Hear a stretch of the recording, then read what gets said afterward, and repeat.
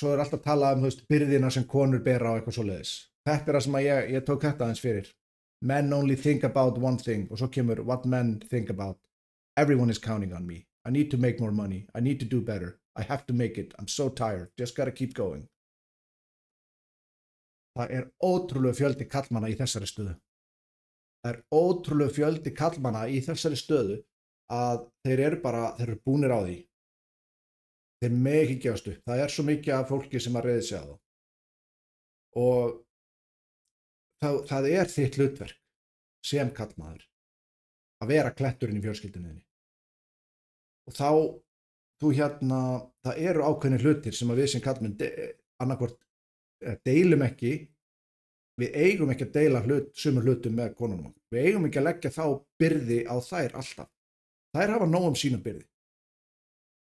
Við eigum að eiga og það rosalega sorglegt að það eru margir sem eiga það ekki. Einhverja trúnaðarvini, fólk sem við getum talað við, hvernig okkur líður og eitthvað svoleiðis. Og það þarf ekki endilega að vera því að við séum bara komnir að því að við höfum ekki notað það þegar við erum komnir bara hérna á ystu nöf eða komnir í einhverja sjálfsvígshættu og eitthvað svoleiðis. Ég man ekki hvar ég heyrði þessa línu en mér finnst hún alveg frábær. Það sú lína að það ástæða fyrir því að bæði skýjakljúfar og pálmatré sem að standa allt af sér, það ástæða fyrir að þau bogna. Það vegna þess að ef þau bogna ekki þegar vindurinn verður sem mestur, þá myndu þau brotna. Með öðrum orðum, ef þú bognar ekkert, ef þú léttir aldrei af þér þegar þú bognar, þá að létta af þér mest af vindunum og svona. Þú að gefa hans eftir. Ef þú gerir ekkert slíkt, þá náttúrulega kemur bara að því að vindurinn verður svo mikill að þú brotnar. Og það eru menn sem að gera þetta, sem að enda oftast á því að taka eigið líf og eitthvað svoleiðis. Af því þeir eru búin að vera með of mikið á bakinu það lengi, það bætir stöðut á það og endanum bara verður eitthvað að gefa sig. Þetta huglæg byrði karlmanna. Oft á tíðum. Það allir að reiða sig á þig. En þú hefur enga til að reiða þig á. Þarna málið að finna einhvern til þess að reiða það. Og hérna gleymum aldrei einu. Þetta svo Patti Pimblett sagði í lok UFC-bardaga síns eftir að hann misti góðan vin og sjálfsvígi.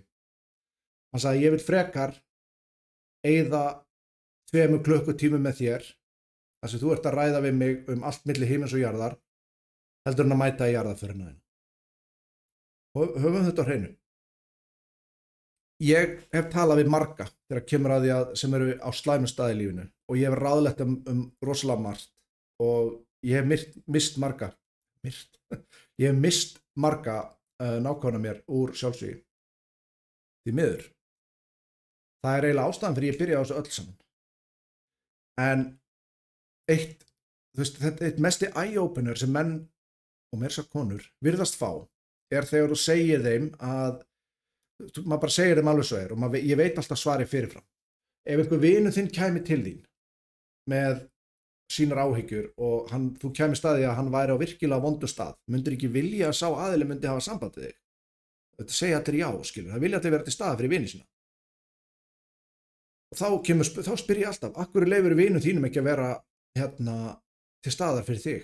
Eins og þú myndir vilja geta verið fyrir þá, vitandi að þeir varu komnir á sama stað. Þetta eitthvað sem við þurfum að taka rosalega alvarlega.